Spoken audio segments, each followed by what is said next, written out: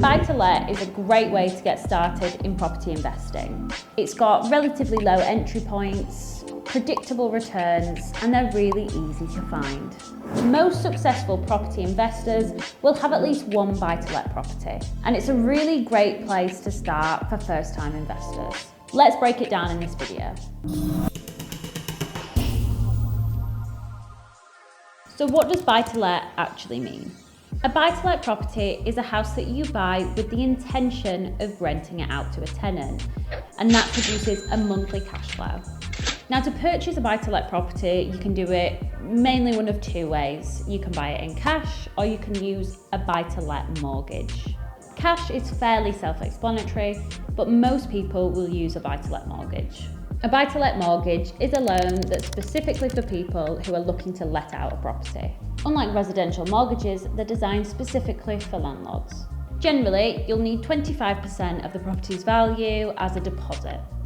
This means that the lender will provide the other 75% and you'll pay that back over time.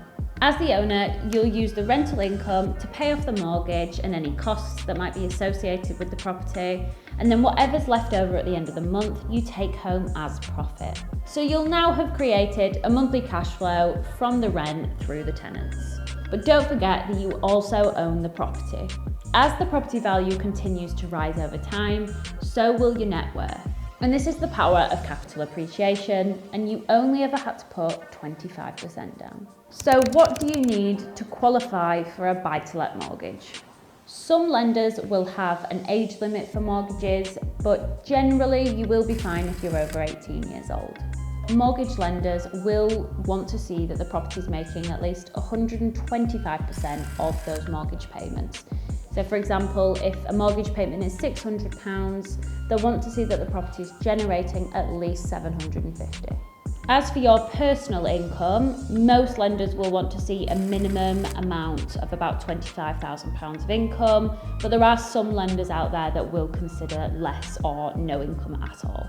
If you have a really good credit score, lenders will treat you preferentially and give you better rates, but that's not to say if your credit score isn't amazing that you can't still get lending. Some lenders will prefer to work with experienced buyers or at least a homeowner, but if you are a first-time buyer and you want to go straight into the investment world, don't worry because there are lenders that will still work with you. Besides the deposit and the mortgage payments, there are some additional costs that you need to consider when making an investment. So legal fees. So this is going to be for solicitors, the conveyancing process, any searches that might need to be done. It's just to get that from start to finish, basically. So stamp duty. Usually you'll have to pay at least 3%, but sometimes it can be up to 5%, depending on the price of the property. Insurance. Landlord insurance is essential. This essentially protects your house and all of the things that are in it from any tenant damage or even non-payers. Maintenance, so make sure you keep some money aside to cover repairs or things that might go wrong with the property. Some people like to leave between 5 and 10% aside each month of the rent. So management is often charged at about 10% or plus VAT or inclusive of VAT, dependent on the agent. And this will essentially just mean that your life is 10 times easier when it comes to your property investments. So you will be subject to several different types of taxes when it comes to property investment. So there's the tax on the rental amount, or there's the tax on the capital gains when you do come to sell the property. What we would recommend is speaking to a financial tax advisor if you're unsure on what that means specifically for your circumstance.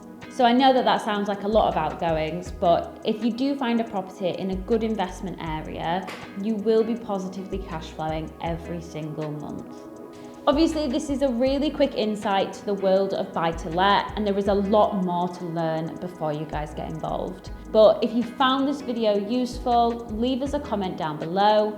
And if you want to see more property magic, then give us a thumbs up and press the subscribe button.